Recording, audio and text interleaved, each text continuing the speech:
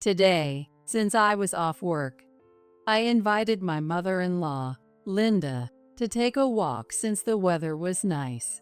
Linda agreed enthusiastically, and as we were walking through the neighborhood park, enjoying the pleasant sunlight, I received a call from my husband, Kevin. It's serious. Mom seems to have collapsed. What, Linda? What is he talking about? Linda is right here next to me. Yeah. So, I decided to go back home for a while. Oh, I see. While I was confused, Linda, who had overheard, smiled sweetly and said, Let's keep me a secret. She said quietly, so Kevin couldn't hear, and put her index finger in front of her mouth. I'll be back by next Tuesday. Bye. Kevin said abruptly, and hung up the phone. What is going on? A few days later, Kevin finally came back. How was Linda? She seems to be not doing too well. Kevin sat on the couch with a serious look. We might only have a little time left to spend with Mom. That's so. Since then, Linda and I have been in regular contact, getting various preparations underway. Unaware of any of this, Kevin muttered something about being troubled and started fiddling with his smartphone. Right after that, Will you marry me? in my 5th year in New York, I found myself dining at a 3-star restaurant, something I couldn't have imagined before. My boyfriend, whom I met here, proposed to me. Today is the happiest day of my life. I vowed to live my life with this man. Yes, it was the day I made that promise in my heart. I am Mary. I moved to this city after both of my parents passed away, realizing I had lived a sheltered life back in my small town. When I first came to New York, I was stunned by the height of the buildings and the crowds, and I stood frozen for a while. As someone who had never been to a city before, I didn't know how things worked. Back home, it was normal not to lock the doors every time you went out, and corn was usually a gift from a neighborly grandma and was hardly ever bought. Of course, working in a corporation was also full of unfamiliarities and failures initially. What were you doing when you first started working, Mary? I was a clerk at a commercial company. Hardly any places would hire a country bumpkin who wasn't even fresh out of school. While enjoying the fancy dishes laid out, my boyfriend, no, my fiancé now, Kevin, and I reminisced about the old days. Wow. Why did you switch to library work? Was it because of work relationships? No, I got along moderately well with everyone. But the company was really toxic. Ah, right. Being new to New York, you wouldn't know which companies were risky. Exactly. Plus, back then, I didn't even realize it was a toxic workplace. I just thought being overworked was the norm here in the city. Getting used to that is scary. Back then, I would have taken any job that hired me. I needed to make money urgently because I was running out due to moving and funeral expenses. Compared to my hometown, the salaries here are higher, and there are more trains, so there's no risk of missing one and not being able to get home. That's how carefree I thought. But reality wasn't so sweet. The company I finally got hired at had me working from the first train to the last every day. Only 30 minutes for lunch. No leaving in between. I was saving money, but had no time to spend it. At first, I truly thought that was normal. That sounds tough. But why did you decide to become a librarian? I actually had a librarian's license from college. But when I first came here, the library was too far, and I gave up. But then I quit my job, moved, and fortunately got rehired. Wow. Was there a specific reason you quit? There was an elderly lady crouched in front of the eye clinic. I took her to the station, but then I was late for work. I got yelled at a lot for it. It was like the boss was venting all his stress on me, yelling about my being slow at work and my sloppy attire for about 3 hours. I still have trauma from the boss's face at that time. Gee, Mary, you were just helping someone. Exactly. And that's when I realized this company wasn't right for me, so I handed in my resignation that day. That's impressive. I respect that about you. We wouldn't have met if it weren't for that decision, so I'm thankful. For sure. I hope that lady is doing well now. That day, my life changed dramatically when I switched jobs and started working at the library. Now I have days off and can even take paid leave. My colleagues are very kind and were welcoming to me as a newcomer. Though my salary is less than what I made at the toxic company, I'm so happy to work surrounded by books I love and feel a great sense of fulfillment. It was at this workplace with a good work-life balance that I met Kevin while he was looking for a book. We hit it off, went out to eat a few times, and started dating. I'm forever grateful to the book that brought us together. Hey, I want to go and tell my mom about us soon. Do you have any free days? Maybe next Sunday? Okay, I'll let Mom know. She's a bit tough, but not a bad person. She'll accept you. No need to be nervous. Thanks. Let me know what Linda likes next time. Sure, we can go shopping together. Oh, maybe gifting her a recommended book could be nice. That sounds great. We continued chatting over the food and wine that was served. The food was amazing, and the wine was delicious too. I might have had a bit too much to drink, but I'll always remember the joy of receiving the marriage certificate, already filled out by Kevin, at the end. I hope days like this continue forever. Time has passed, and today is the day we're going to Linda's house to report our relationship. It's my first time meeting her, so I'm a bit nervous. I got up earlier than usual and meticulously groomed myself. Welcome, you both. Thank you for coming all the way here. Thanks, Mom. This is my wife, Mary. Hi, I'm Mary. I'm a bit awkward, but nice to meet you. As we entered, a kind-looking woman was there. As I greeted, she quickly led us inside. By the way, what exactly do you do, Mary? This question came up while chatting about harmless topics, like where I'm from and my hobbies, when I was feeling quite at ease. The atmosphere shifted slightly. She works as a clerk at the library. At the library, huh? Is there something wrong? No, of course not, but, well. I could see Linda's face cloud over a bit. I hadn't expected to be questioned about my job, so my palms began to sweat. Let me be clear, Mary. You know, living in New York can be a bit pricey. So, I'm a little worried about the financial aspect. Are you sure you want to stick with that job? She asked apologetically, yet sharply. I could understand Linda's concerns. It's natural to prefer a daughter-in-law who earns well, thinking about the future. Yes, I have no intention of changing. However, I answered firmly. I thought I had to convey my stance to Linda right here, or I might never be able to become her daughter-in-law.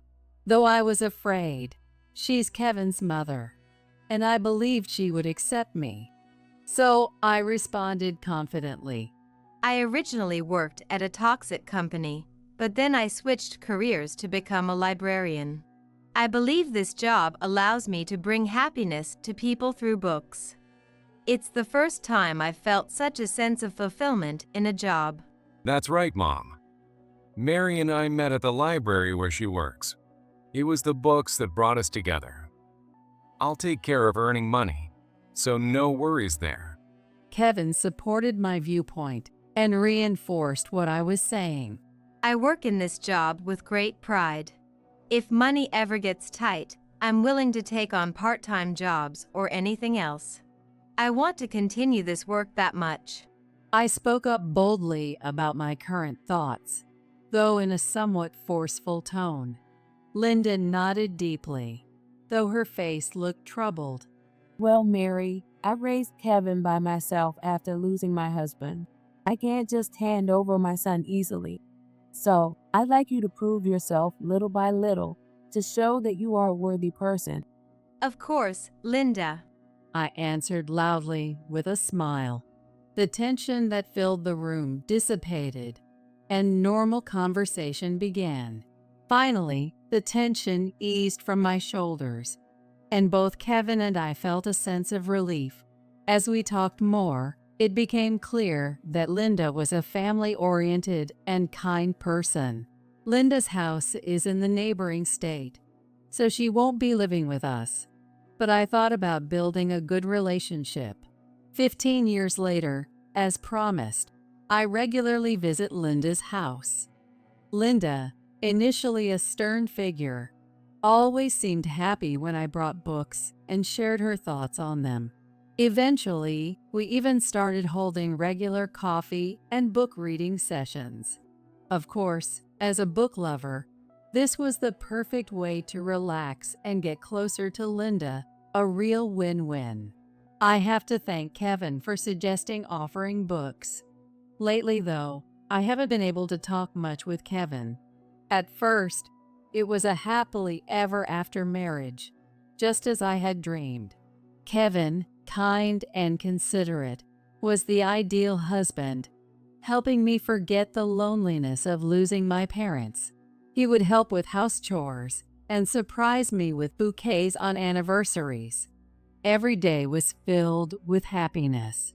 But in recent years, that has faded. As the years go by, it's natural for the initial freshness to wear off. But Kevin's sloppy habits have become more apparent. He used to help do the laundry, but now he leaves it all to me.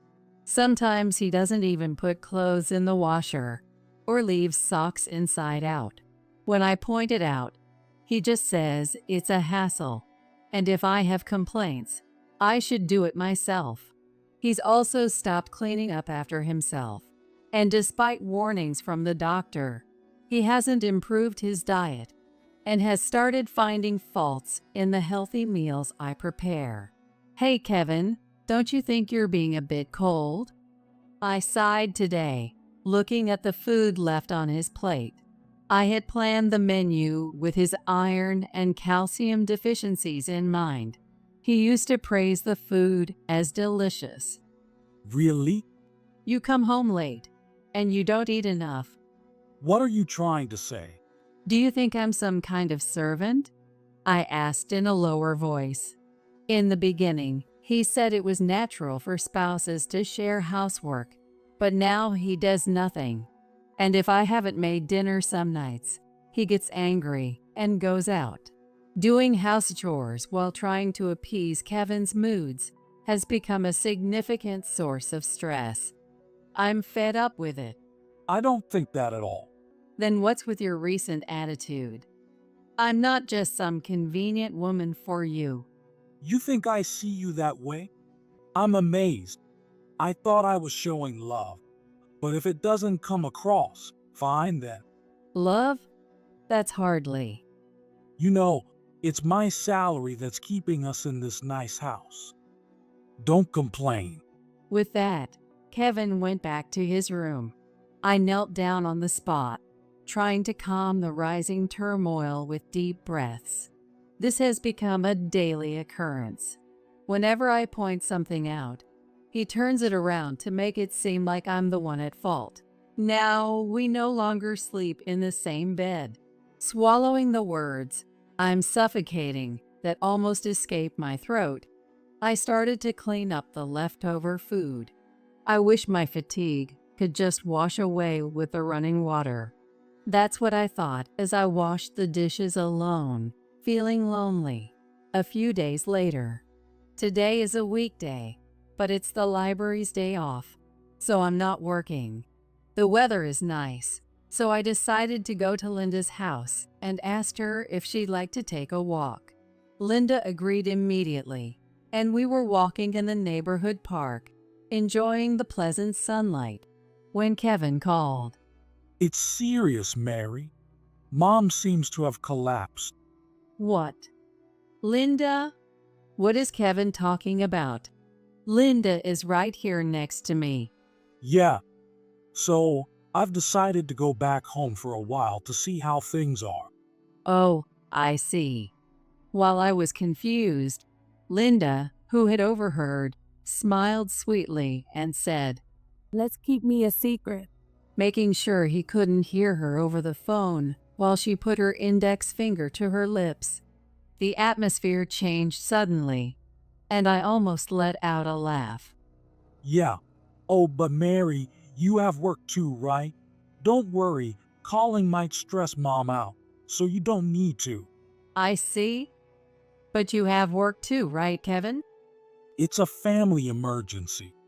I have to go, even if it means taking time off. I see. When will you be back? I'll be back by next Tuesday night. Bye for now. With that, Kevin abruptly ended the call. I clutched my smartphone and stared at the ground. Beside me, Linda gently placed her hand over mine. I'm sorry, Mary. Can you leave the rest to me? My heart had been pounding loudly, but Linda's words calmed me down, and I went home as she suggested. From then on, Linda and I kept in regular contact and began making various preparations. Days passed, and true to his word, Kevin returned home Tuesday night. I'm home. Welcome back. How is Linda doing? She doesn't seem to be doing too well.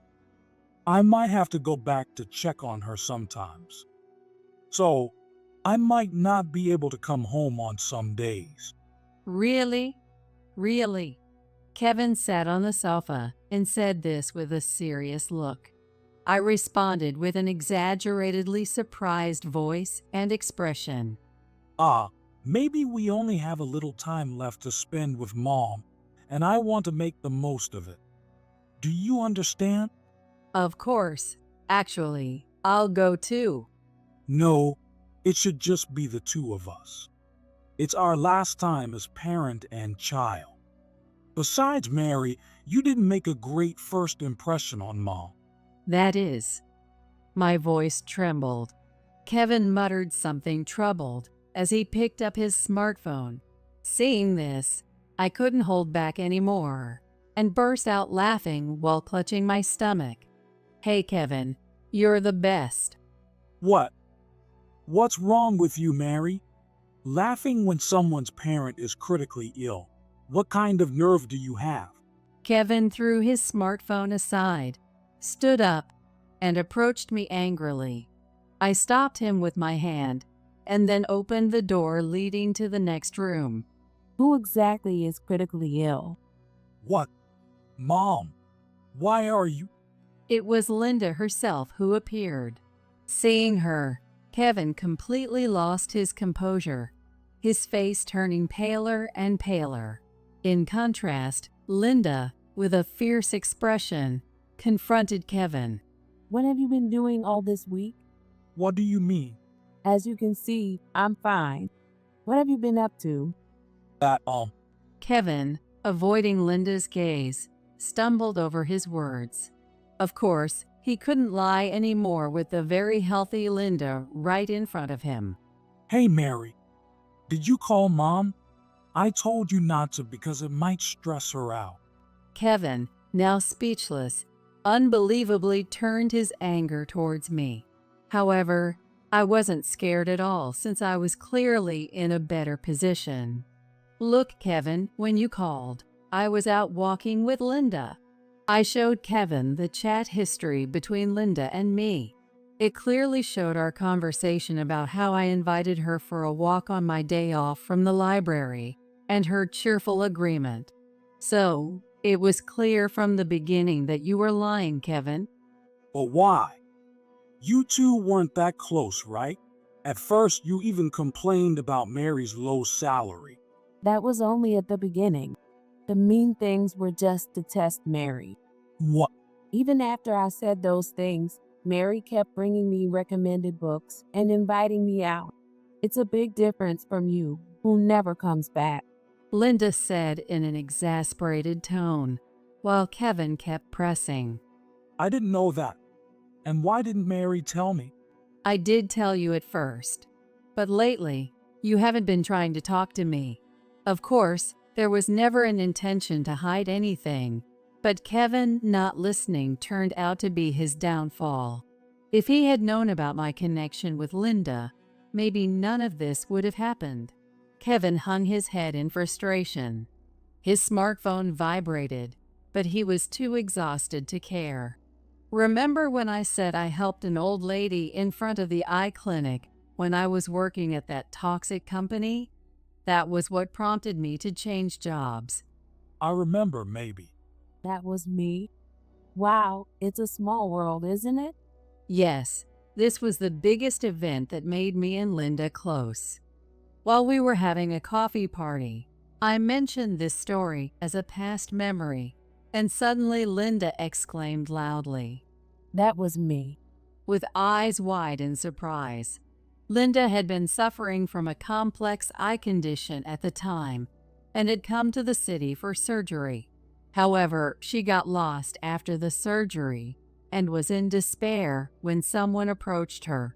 Since she had just had eye drops for the surgery, her vision wasn't clear, so she couldn't see the person's face. She didn't recognize me by my face, but the story confirmed it for her. I was so happy to meet the person who helped me back then, and now we're really close friends. I was too tired at the time to notice people's faces, so I didn't realize it was you. I've always wondered if you made it back safely. Thanks to you. Well, now to my son. I seem like a terminally ill patient. Maybe next time you should be the one getting eye surgery. Kevin usually tries to get the upper hand with me, but he clearly can't win against his own mother. He opened his mouth as if to say something, but no sound came out. Just then, the door to the next room opened again, and a woman's voice called, "Kevin, dear?" Oh, Emma. Good evening, since yesterday, right? Emma smiled sadly and faced Kevin. She is a slightly younger and delicately beautiful woman in a floral dress that suited her well. Seeing her slightly shaking shoulders stirred a protective instinct. I could somewhat understand why Kevin fell for her. Why is Emma here? After we said goodbye yesterday, I went home and found these people there. They told me everything. You were married, weren't you? How did you? I hired a private investigator to check things out in just this past week.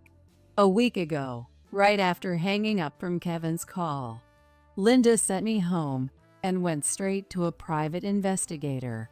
She didn't care about the cost. She wanted them to investigate her son's affair immediately. Quickly, evidence was gathered, and they were able to locate Emma's home and make contact. Kevin, you got along well with my parents, right? My mom and dad are really angry. Of course, I am too. They brought me here today to put an end to this. It turns out Emma was a business associate from work, and she told us it was love at first sight for both of them. Emma didn't know Kevin was married. She said she would never have gotten involved if she had known, and she cried in apology. Her parents, thinking marriage was on the cards with Kevin, were furious when they learned the truth and sincerely apologized to me.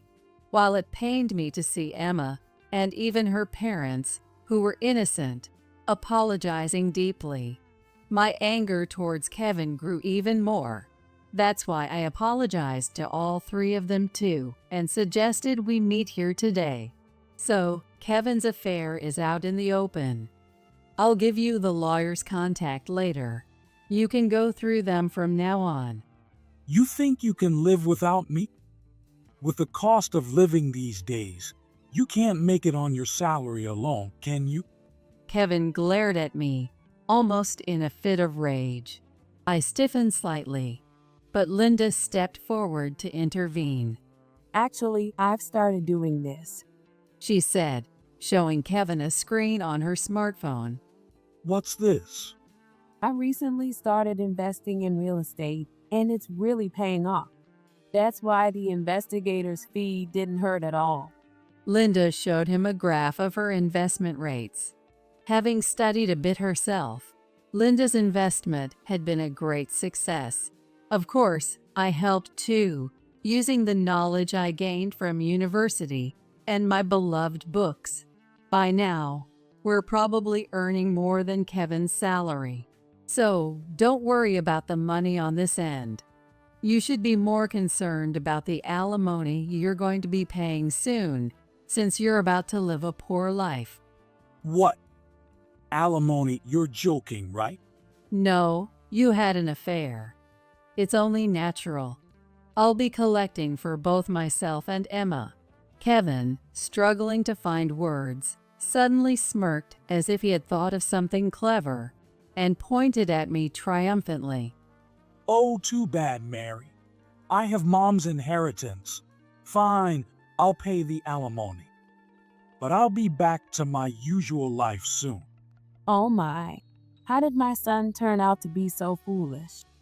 Linda held her head in dismay, looking at Kevin, who was proclaiming loudly, "I completely agree." Come on, Mom. It's a big deal for your precious son. Please. Kevin, you are a precious son, but I didn't raise you to be this inhumane. What? I'm disowning you. You'll have to live on your own from now on. What about the inheritance then? I think I'll give it to Mary. I gasped in surprise. I knew disownment was being considered, but she had never mentioned the inheritance. But knowing she cared about me that much, losing my parents as I had, made me feel incredibly grateful. Mary, if it's okay with you, how about we become real mother and daughter? Those words made my body flush with warmth. It was exactly what I wanted to hear. Ever since the day my parents died, I've been so lonely. Are you sure? Of course. I look forward to our future together. My mother-in-law. No, my mother opened her arms to me, and I didn't hesitate to jump into them. Ah, the warmth of a mother's embrace after so long. Today was the worst day of my life, yet also the best. Watching us, Kevin erupted. No way. So, Mary, this was your plan from the start, wasn't it? You approached me aiming for Mom's inheritance and seduced her. Faced with Kevin's red-faced counter-accusation, I had only one thing to say. You brought this on yourself. It felt like years of frustration were suddenly cleared away. From now on, I can live freely with Mom without being tied down by Kevin. By the way, this has been going off for a while. Handing it over, Emma gave Kevin his continuously vibrating smartphone. As Kevin reluctantly answered, an angry shout came through. You're fired. Trouble with the client? Marriage fraud? There must be some mistake. A pale Kevin frantically tried to explain, but the call was quickly disconnected, leaving him helpless. The last resort in front of a completely drained Kevin was Emma, still smiling as she had at the beginning. Emma, you're on my side, right? Kevin reached out to Emma as if praying to a deity, but she shrugged him off. Kevin, I was once trapped by a terrible man and thought I'd finally find happiness this time. Emma. But you turned out to be the same. I was the one who reported you to the company. Goodbye. With that, Emma headed for the door. Mom followed her out. I handed Kevin the divorce papers I had filled out and left the house. The divorce with Kevin was surprisingly easy, perhaps because he had given up. After securing a good alimony payment, Linda and I moved to an apartment to avoid any further issues with Kevin. I heard through others that Kevin struggled to find re-employment, likely because we had spread the word about his misdeeds. He probably wouldn't easily find work in the same industrial field again. Hopefully, he's getting a taste of a poorer life now. Good morning, Mom. Good morning, Mary. It's a lovely day, isn't it? How about a picnic in that big park today? That sounds wonderful. Shall we make some sandwiches to take with us? Meanwhile, Linda and I were living peacefully in our apartment, studying real estate investment, and going to the library. On our days off, we would go out, share book reviews, and enjoy leisurely times. The investments continued to be successful, and Linda's savings kept growing. Being able to spend time with my beloved books and beloved Linda, I am truly happy now.